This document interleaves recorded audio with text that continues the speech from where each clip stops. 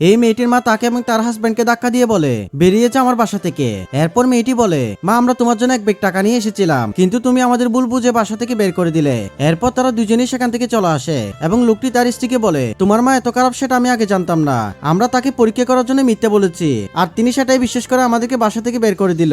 এরপর মেয়েটি বলে চলো আমরা ছোট বোনের বাসায় যাই এবং তাদেরকে পরীক্ষা করে দেখি তারা আমাদের সাথে কেমন ব্যবহার করে। এরপর তারা দুজনেই ছোট বোনের বাসার উদ্দেশ্যে রওনা হয়ে যায়। যেতে যেতে এক পর্যায়ে তারা তাদের বাসার সামনে চলে আসে।